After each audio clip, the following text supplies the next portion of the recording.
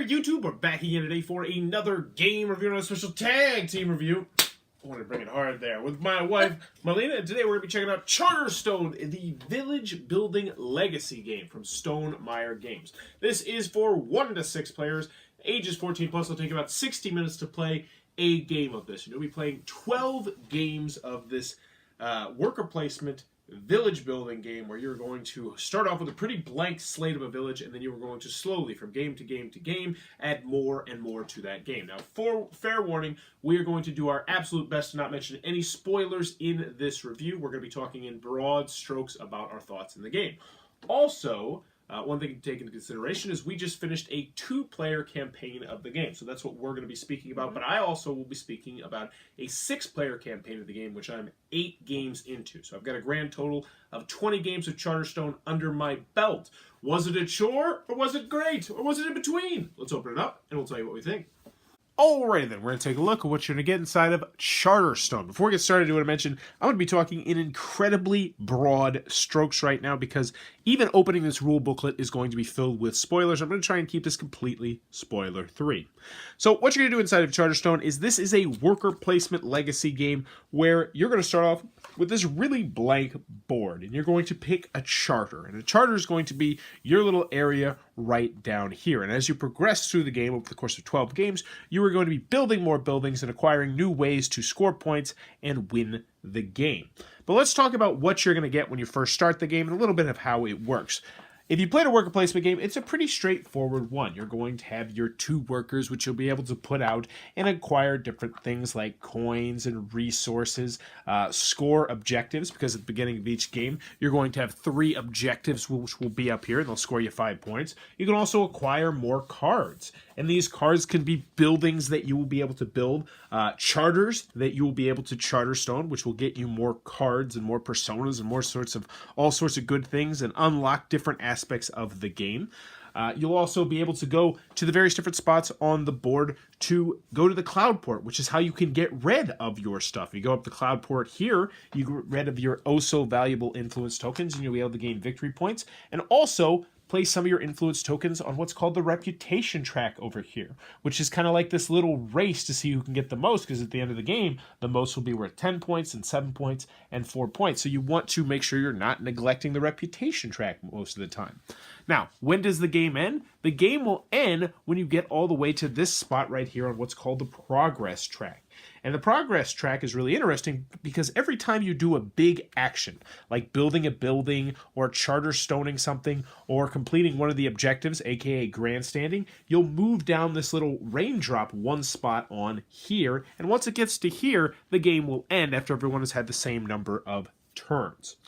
I don't want to get into too much details other than that, but another really cool aspect of the game is you're going to have this box right here. This is your charter chest, and this is going to keep track of different things you'll be able to gain at the beginning of every game. So maybe if you fill in the stars, you can gain a resource at the beginning of every game, or 3 points, or these cubes, which who knows what those could be, or these things, or one of these things, capacities on the back, or just money, or various different aspects. Also, on the back, you have your capacity. This is how much you're going to be able to keep from game to game to game. Because while you might have a great engine churning, you've got 12 pumpkins at the end of the game, you can only keep up to 4 of those pumpkins if you filled this in. So there will be some difficult choices in that aspect.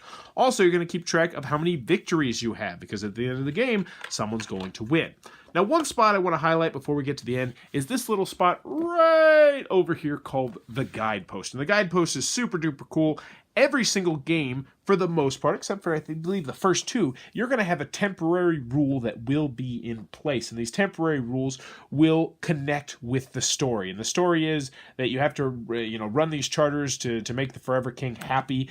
And the guidepost really unlocks a lot of the stories. And also it will have a different objective that you're trying to achieve at the end of every game. And if you achieve that objective, you'll get a star, which is really valuable because, as it says right here, each star is worth 10 victory points at the very end of the game. But also it's going to let you, I don't even know if I should tell you that because it might be a spoiler. But anywho, let's tell you what I think about the game. Alrighty then, Charterstone from Stone Meyer Games. What are our final thoughts? Let's go over the pros, let's go over the cons. First, on the con side, It's 1 to 6 players. I don't feel like most people are probably going to play the solo version of the game, and I can't really speak to that. I didn't get into it. I didn't read the autonomous rules, but the fact it's there is kind of cool. But still.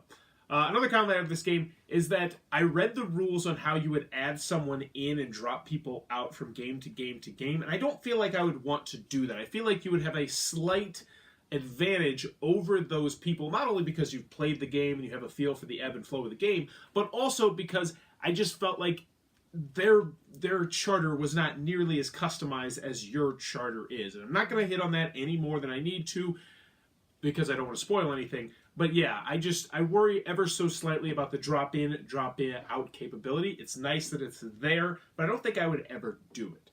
Now, what were some cons you had with the game, dear? I personally don't like the level of strategy involved. And just to preface this, pretty much I would say the heaviest game that you really enjoy is Lords of Waterdeep. Yeah. Not talking worker placement, but just in general, that's about as deep as you like to dip your toes into the pond. Pretty much. So that is something to take into consideration. I don't know if deep strategy is the game I would use for this. Obviously, I mean, I play a lot of heavy Euros, 2-3 hour stuff. I don't think it's deep strategy. I think there's just a plethora of choices going on. And I feel like that's kind of... Go ahead. I don't know. There is quite a bit of strategy to this game. You may not consider it deep, but I think there is quite a bit of strategy. And that's what I'm saying. I'm saying... I guess that's not what I'm saying. I feel like it's more, there's just a lot of options that you could take. You could build, you could charter, you could go up to the spot where you ship stuff off, you could focus on your personas, you could focus on completing achievements, you could focus on getting points by going to spots. But what I'm getting is that you have to be able to see those as viable point options. That's a fair point. Whereas I don't think that way with games. Like I don't see, okay, what are all the possibilities? What are all the ways in this particular game, whatever game it is that I'm playing? Okay. How can I get points? What are all the ways that I can get points? I don't do that. You do that. Well, I feel like we're saying the same thing here. No, I don't think we are. I don't consider that to be deep strategy. I just consider that to be you have to look over everything and think about everything. So if you consider it to be deep strategy, then yes, I would agree. I don't consider it to be that, I guess. Oh my gosh, we should... No, I literally just don't see it. Okay. And that's another thing. I think that plays into the fact that once you get into the halfway point of this and further on, there is an overwhelming amount of spaces. I mean, you're thinking like Caverna-style game... where you've never played Caverna, but it's a worker placement game where there's choices upon choices upon choices upon choices upon choices of different places you could go. And don't introduce me to that. That's overwhelming. And this game definitely does have that as well. I mean, there's going to be different resources that you will be spending. There's going to be lots of different spots and different options and different paths you can take, which I personally think is fantastic. Personally, why I'm going to say this is a great game and recommend this game, but I could understand how that would frustrate you, especially because I feel like this is really interesting. I feel like you might have been sold a false bill of goods here. Because when we first started the game, the first couple of games, It was not that deep strategy game for you. And then it progressively added layer after layer after layer after layer. And it didn't really stop at any point, especially in a two-player game. And that's another comment I have with this game, is that you're going to get two vastly different experiences going 2 players versus 6 players. Because I hadn't thought about this before you said it. But in the 6-player version of the game, and I told you this, we unlocked so much stuff so fast. We were unlocking things in our 2-player game in game 9 or 10 that we unlocked in the 6-player game in game 2 or 3. Just because of having more players. So that is definitely something you need to take into consideration. Any other cons you have with the game? No, for me, that was the biggest one. Would you ever want to play this again just as a standalone game? Now that we've created this magnificent area that we named, would you ever want to play it again? I don't think I'd request it. I don't think I would either. And that's another thing. And it's not because It's not because it's a bad game. I wouldn't turn it down, but I don't think I would request it. And I'm in the same boat. It's not because it's a bad game. It's just because I enjoyed the journey and the exploration way more than I would just the static game. Just the plain game. Now, that being said, you can still do this and do that and unlock some cool stuff playing the game afterwards, but I don't think I'd really want to. I felt like we dug pretty dang deep into this game and we saw a lot of what it had to show off. Now, I'm sure going through those cards, there's still some cards in there that I want to research and be like, what are these cards? What are those cards? We didn't even see these cards. These cards look cool. So I would like to see those, but I don't know if I still want to revisit it compared to other worker placement games. No. Any other cons that you have with the game, component-wise? What do you think of the components? I don't think they're bad. Yeah, I can't really think of any cons with the components at all. I think I wouldn't say I don't think they're bad. I think they're good. Yeah, they're good are. components. We can't go too much into the components, No. but lots of components They're in the nice. game. The one last con that I have of this game is it still has not been the perfect legacy game for me personally. I think Pandemic Legacy had a much better story than this game. And I think the story was somewhat lacking this. I was interested by the story, and I was interested to see the direction it took, but I wanted a little bit more of it. What do you think about that? I don't know. I like the story. I think there was enough of it there. Yeah, but I didn't feel like because this one was more about the mechanics in the game. Yes, that's true. And in Pandemic, it was more about the story. Like, we didn't like the gameplay in Pandemic nearly as much. Like, I like the gameplay in this a lot better than that. And I would much rather go back and play this over Pandemic Legacy for sure. Oh, yeah. Because once the story was done in Pandemic Legacy, it was like, there's no reason for me to play this. Whereas this, I enjoyed the heck out of the journey. Now, this is your third Legacy game that you've played. Tale of Pirates. Oh, yeah. And Pandemic Legacy, and this. Could you rank them?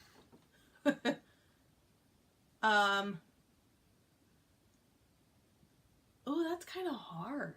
Well, I'll go first while you think about it. Pandemic Legacy would definitely be my last. Yes, same for me. I think it's, for both of us, as a two-player experience, and we did both do it as a two-player experience, it's number 3 with a bullet. I would put this above Tale of Pirates. I just enjoyed the journey so much in this game. For me, it's kind of a toss-up between the two because, like, what was it called? Tale of Pirates? Yes. The gameplay in that was just so much fun. It was. This game got me frustrated. And that's another, that's a good thing that we need to mention. I totally forgot this. And I'm not just going to pinpoint you, but in both my games, we've had feeling of dread from people. Melina ended up having this. I spent almost the entire length of the entire thing. There was about a 6 or 7 game span where I was winning every single game, and she thought that meant that she was going to lose the game. I figured that she was probably going to win the game because she had high point buildings. Was there a spoiler? Is it a spoiler? No, I don't think it's a spoiler. There's numbers on the bottom. Probably not a spoiler. I did not. I did not think that I was going to win the campaign. It ended up being very close. It ended up being about a 20-point difference. Yeah. At the very end total. But she had this feeling that she was just never going to get out of this pit. And I think I won about 5 or 6 games in a row. Before we knew, like, the end game. Yes. But Scoring. in the 6-player game, we also have people that feel that same way as well, that they're never going to dig themselves out of this hole. And after scoring the end game thing, I feel the same way right now. Like, I have a feeling that there is absolutely 0% chance that I am going to win that campaign. Now, granted, that's with the knowledge that I have now, but still, it definitely can create a feeling of dread, which in your case was actually artificial, but still. Well, I mean, when you're consistently losing every single game. Yeah. And how do you not have that feeling of dread? Like, oh my god, why am I continuing to play this? Because I'll tell you exactly why you enjoy the gameplay. Because, dear, I had yet to win. I really did. Of those 8 games in the 6-player game, I've yet to win any of them. I haven't even gotten close, but I still feel like I'm just this close to getting my engine up and running if I keep going here and back here. So I'm trying. It is a fun game. It is a fun game. We'll get to all that. I want to get all the cons out first because I'm about to glow over this game. Any other cons that you had with the game that you can think of? No. Rules, pretty simplistic. I mean, they're simple. They're not simplistic. I felt like The rule booklet was well done. Yeah, let's move over to the pros. Of course it was. Let's move over to the pros. Let's be honest. I think it's a great game. I definitely can recommend this. If you have a group, I think you're really going to enjoy this game. I would recommend this as a 2-player game. I like this as a 6-player game. What do you think? I don't know. I had a lot of fun, despite my frustrations. Now, you also get pretty easily frustrated with board games, and I think that's fair to mention. I do, especially when it involves what would be too much strategy for me. And because you sit there and you're sitting there like, oh, and I can tell that you're doing it. Like, oh, she should be doing this and she should be doing this. I don't say it. No, you don't say it, but I can tell that's what you're thinking. And I'm sitting there the entire game trying to figure out what it is that's going through your head that I should be doing.